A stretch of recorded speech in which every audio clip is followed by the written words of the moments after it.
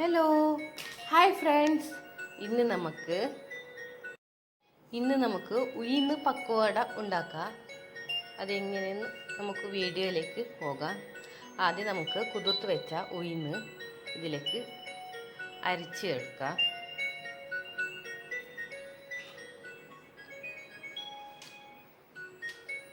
ഇല്ല, മിക്സി ജാറിലേക്ക് ഇടാം. അതിനുശേഷം ഉപ്പ് ഇടാം ആവശ്യത്തിന്.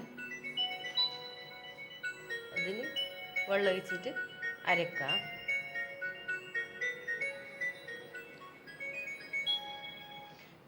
അരച്ച മാവ്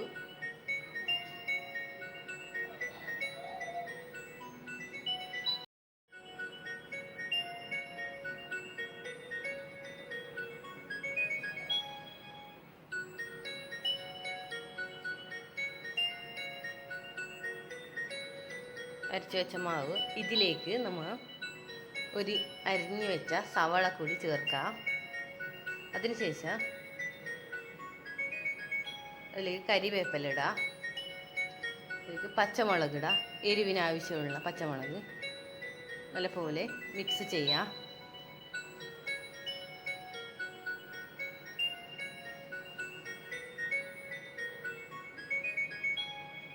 മിക്സ് ചെയ്തു.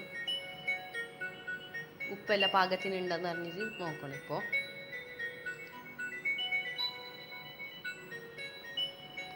അതിനുശേഷം നമുക്ക് ചെറിയ കഷ്ണം ഇഞ്ചി ചതച്ചിടാം.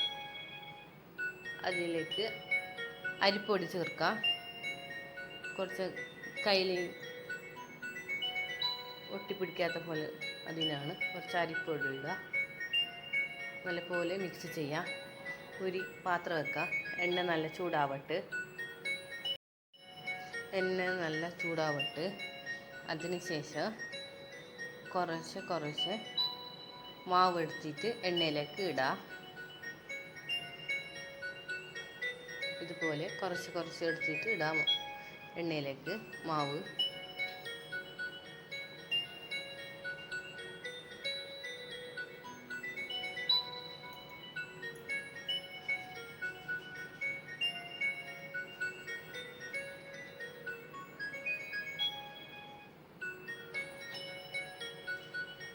ഇതുപോലെ എണ്ണയിൽ എത്ര പിടിക്കുക അത്ര ഇടാം.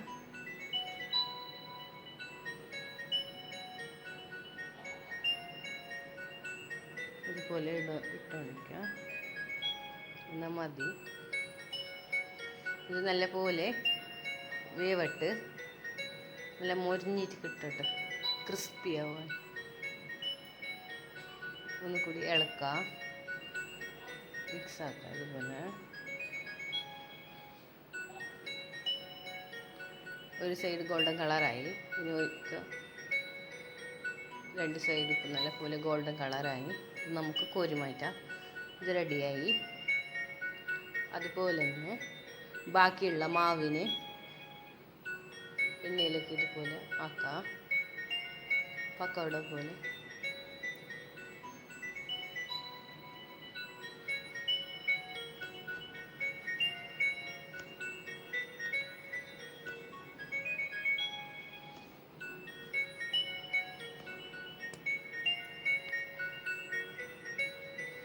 ഇതുപോലെ കുറച്ച് എടുത്തിട്ട് എണ്ണയിലേക്ക് വിടാം മാവിനെ.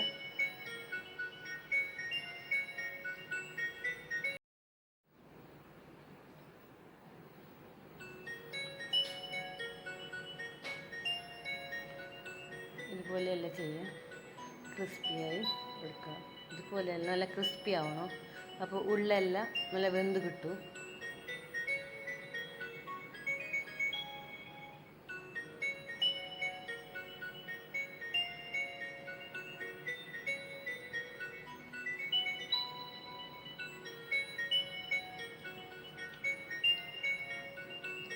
ബാക്കിയുള്ള മാവ് കൂടി ഇതേപോലെ ഇടാം.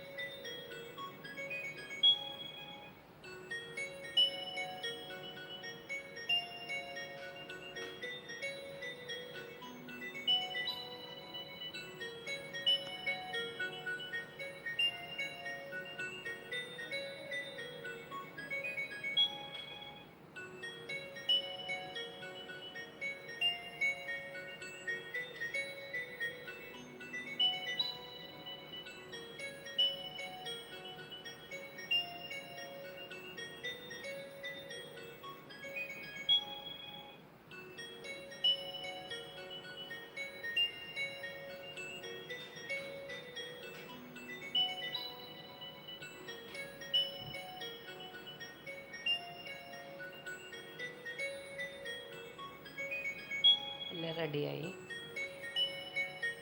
ഒരു ചട്നി ഉണ്ടാക്കാം. തേങ്ങ ഇടാം,